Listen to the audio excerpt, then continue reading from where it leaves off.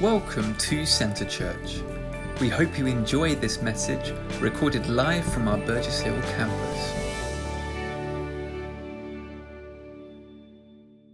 You know, the older one gets, the more you discover things about yourself, if that is true.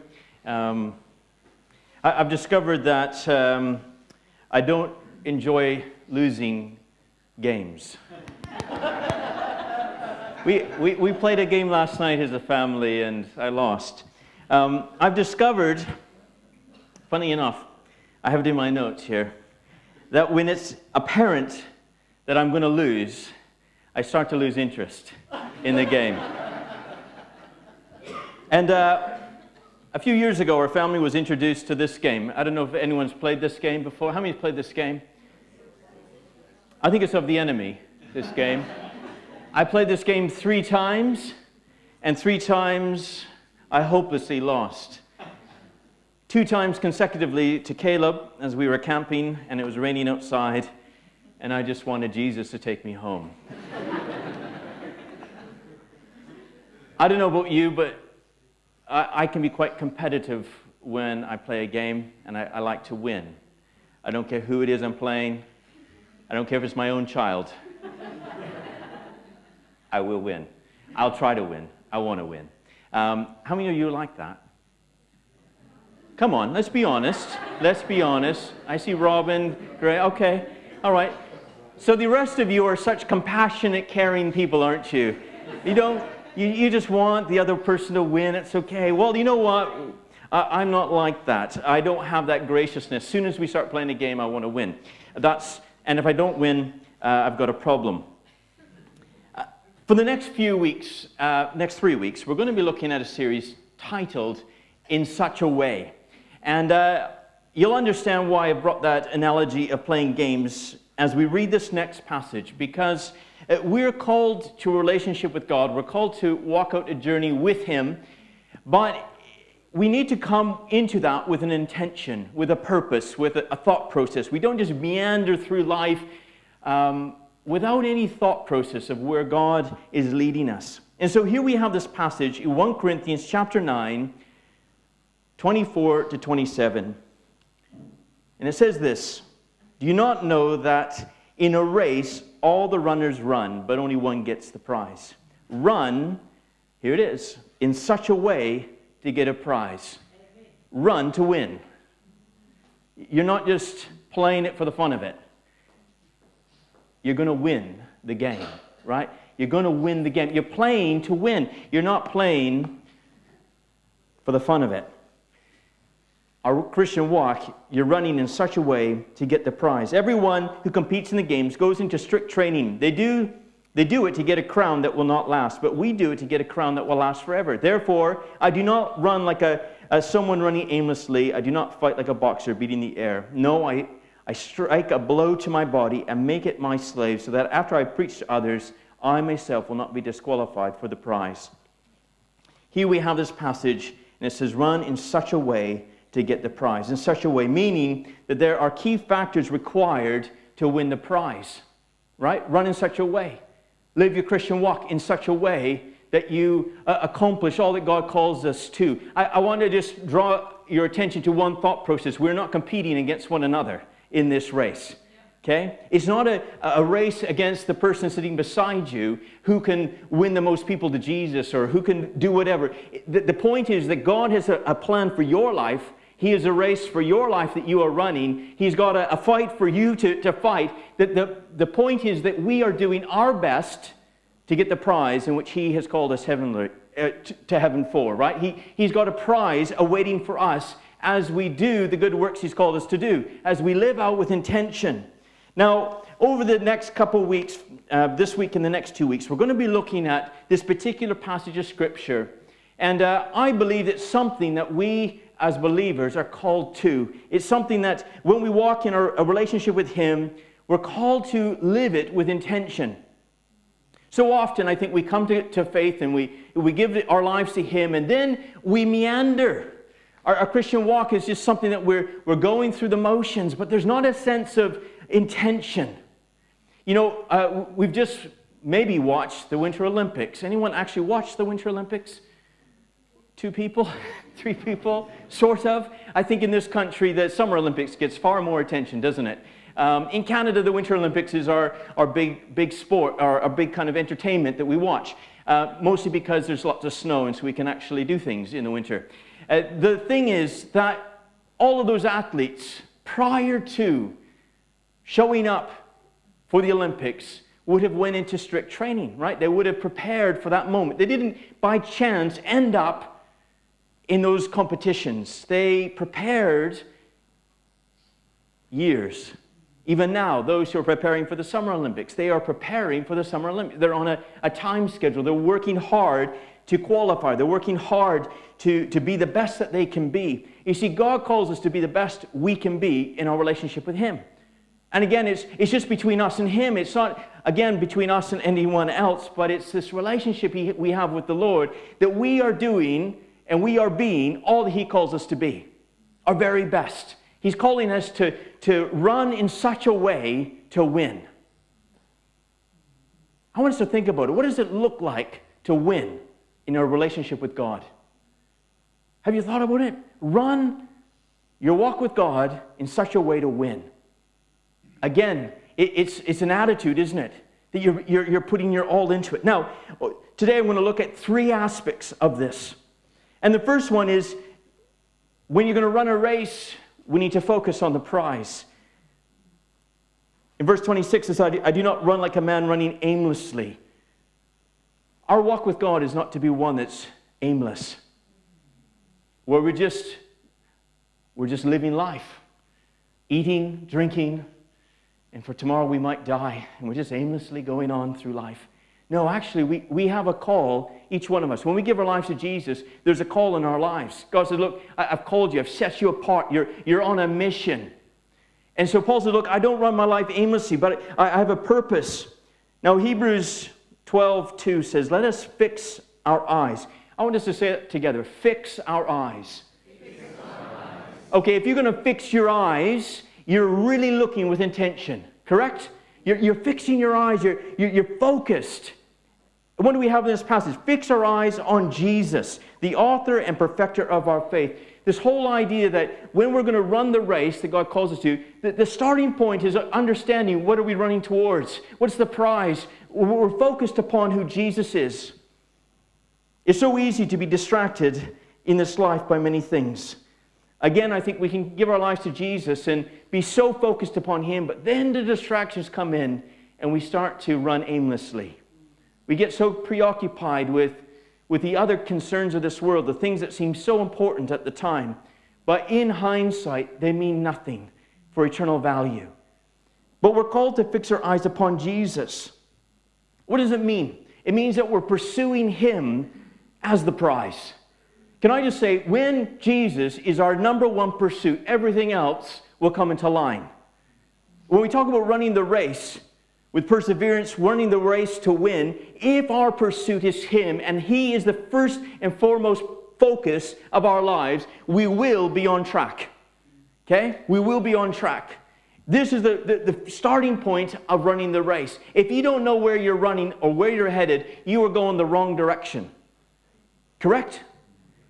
If you think of the 100-meter dash, if you start headed just a little bit off, you'll never get to the finish line. Correct? 5 degrees off, you're just headed to the stands. You're going somewhere else. You're going to the toilets. You're doing something else, but you're not running towards the finish line to get the prize. He will lead us. When our eyes are set upon Him, He will lead us and direct our every step. He is the focal point. Everything flows from this primary pursuit. Again, this is where we see even in Revelation, right? This first love. If we have Christ as our first love, we will run the race to win. Because He is the race.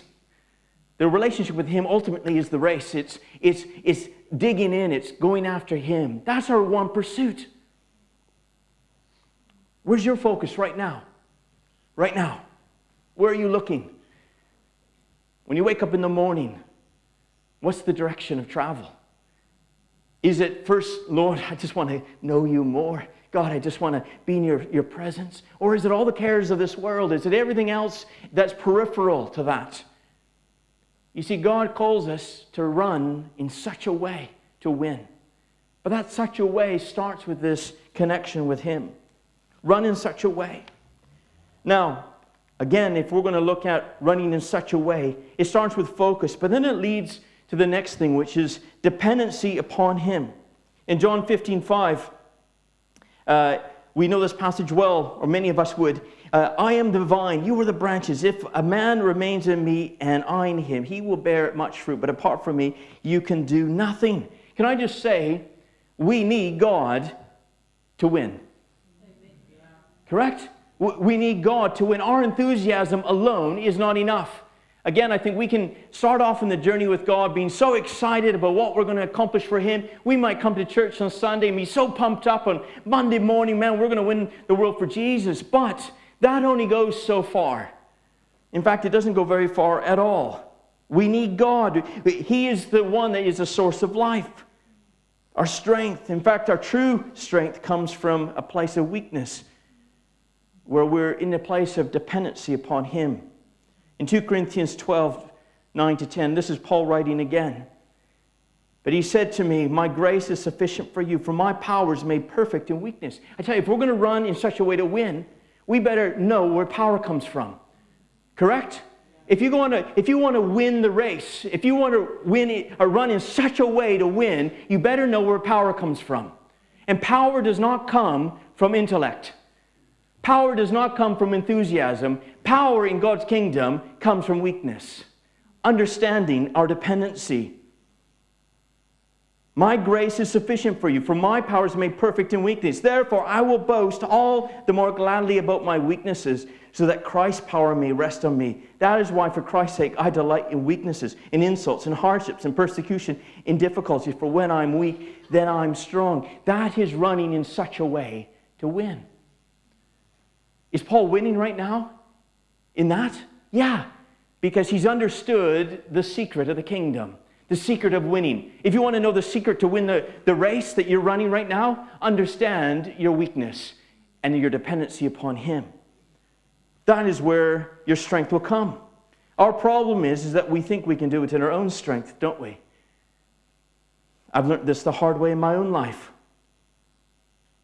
Where we rest on our own gifting. We rest upon our own understanding. We rest upon what we think we know best. We rest in that space. The problem is that you'll never run to win. You'll fall short. You see, there's only one way that you can win in God's kingdom. And it's when we are tapped into the source of all strength and power. He's given us His Spirit to empower us to live out our Christian walk. I've learned, again, I said the hard way of life. I think when we first moved to the UK 16 years ago, I was moving in a thought process that I had what it took to do what we were doing in Brighton. But I quickly discovered within the first year I did not. And that's a great place to be, although it didn't feel very great at the time, to understand that when I become weaker in my understanding of myself, when I understand myself as to who I really am, and my dependency upon Him grows, and I say, unless you come and help me, God, nothing of good is going to come from any of this.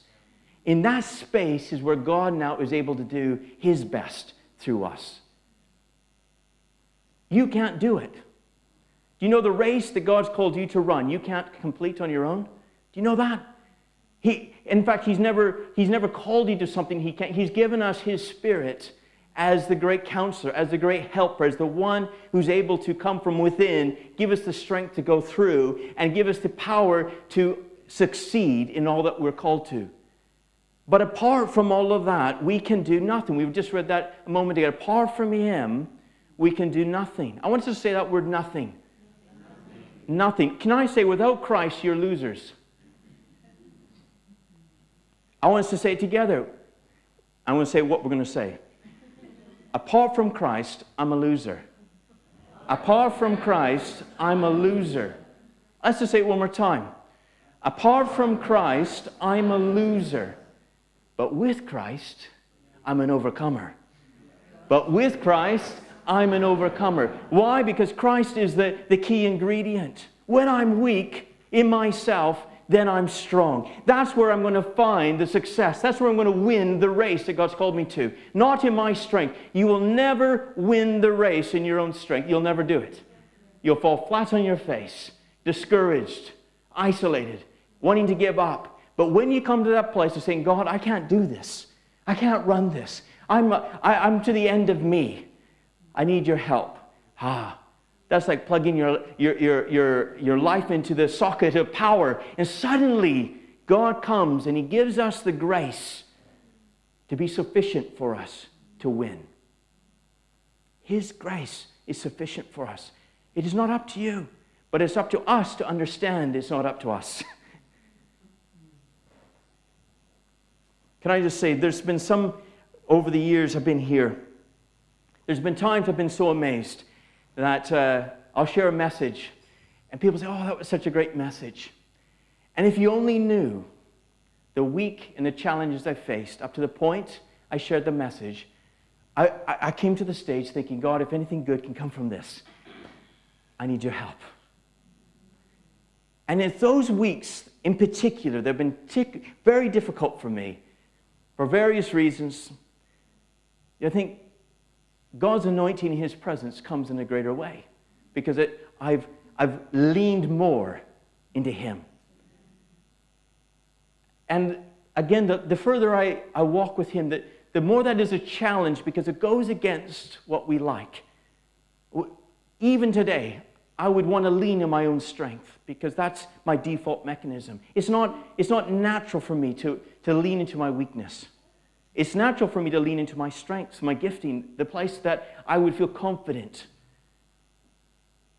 But Paul understood the value of coming to a place of a brokenness before God and saying, Lord, I need your help.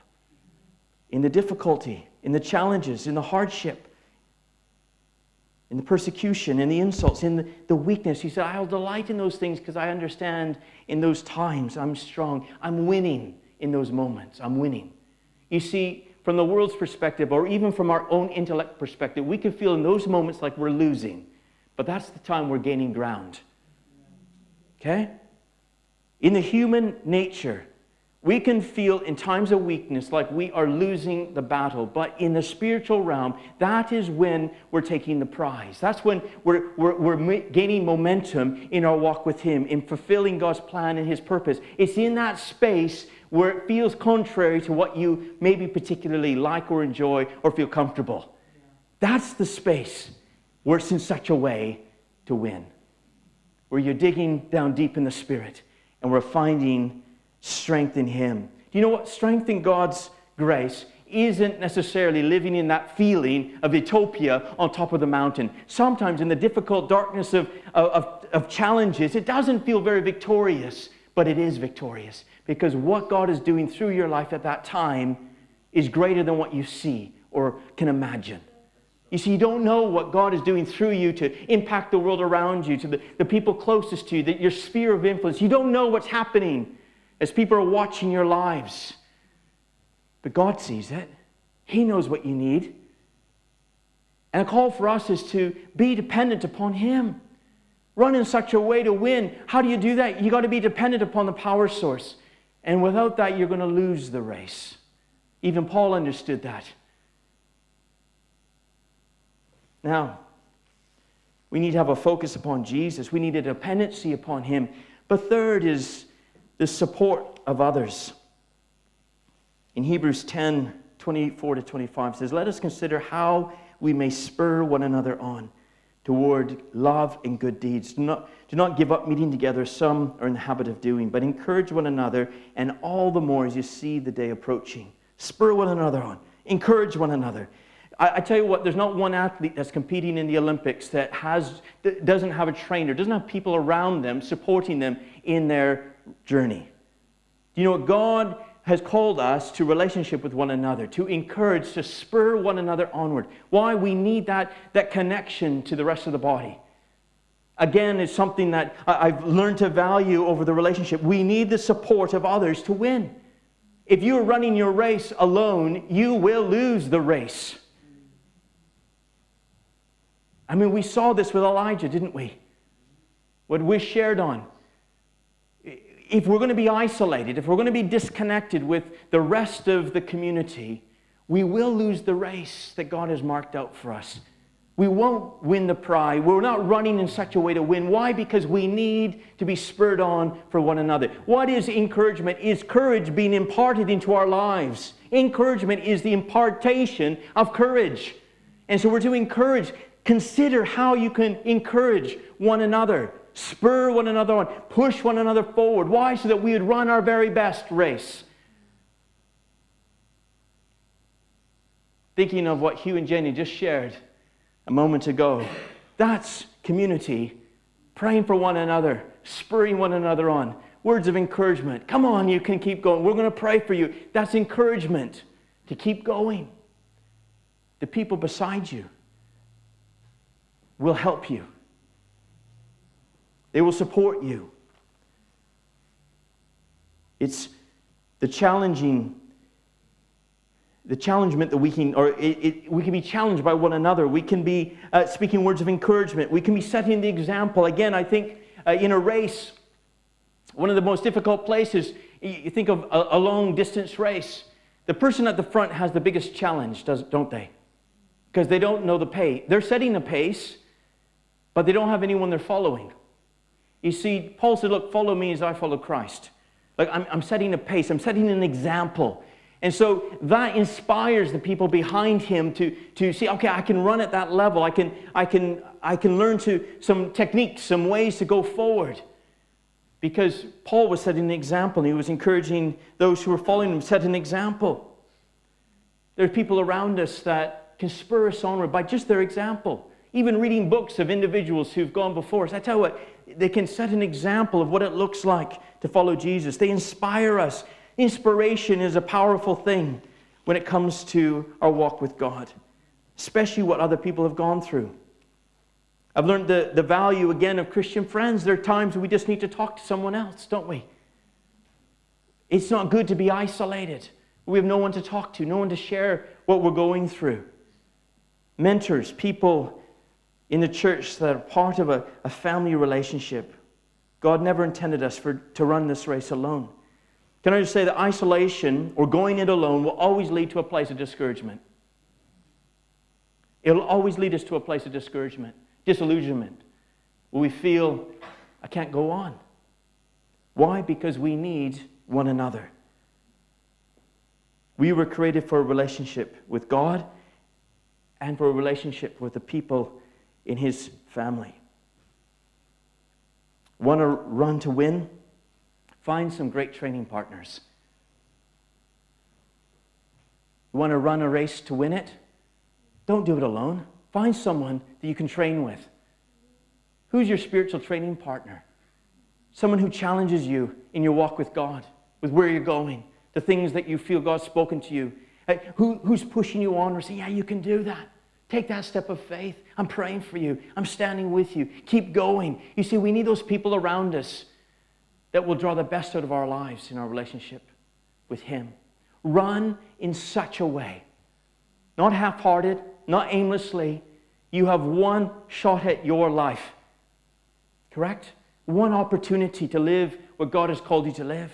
Run it in such a way to win what God has called you to. Run it in such a way.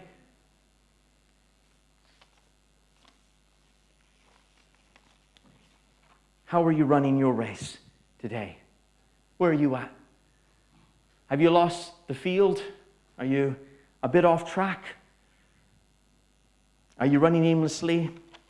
Or is it with a clear intention and focus? Are you pursuing Christ as your primary focus and everything else coming into alignment behind that?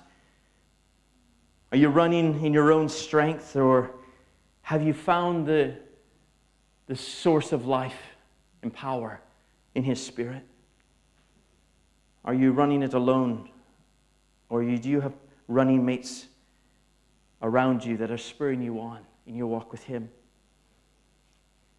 My challenge to you as a church is to run in such a way to win. to give it your all. I think if there's anything, even as we look at the next 2-3 weeks not being here, if there's anything I would pray for Center Church is to win the race that God has called you to as a church family, but also as individuals, to run in such a way to win it. Don't meander. Don't beat the air aimlessly. Understand and discern what God is saying and go after it with all your heart. Again, it is between us and Him. He knows what He's called us to. He knows the plans He has for us as individuals. And it's Him who gives the prize. We're not competing with other churches. We're not competing with other believers. We are running before our King. We're giving Him our best. He knows what He's imparted to your life. When much has been given, much is required. When God has put people around you to support you, to encourage you, when He's given you relationships to spur you on, it's all to help you. Be the believer, be the follower of Him He's called you to be. Run in such a way. That is my prayer for you, and over the next 2 weeks we're going to flesh this out a bit further. Paul, at the end of his life, he said to Timothy, look, I've run the race. I've come to the end of it. I'm at the finish line here. I think it's the greatest thing we can do when we look back on our life is to not have any regrets of where we missed the mark, where we didn't run in such a way to win, but we chose maybe a path of least resistance. Maybe we chose a path of convenience. Maybe we got distracted with whole seasons of our life with other things that really were not important. Every day is important in the race. It's a lifelong pursuit. Every day is important in running the race. It's not just the big decisions, it's the everyday moments of pursuit, going after Jesus, depending upon His Spirit, being in connection and relationship with one another. In all of that, we see God do good things, great things, more than we can imagine things through our lives. Thank you for watching this week's message. For any more information or to find out more of what we do as a church, you can contact us at info@centrechurch.uk or check out our website at www.centre-church.uk.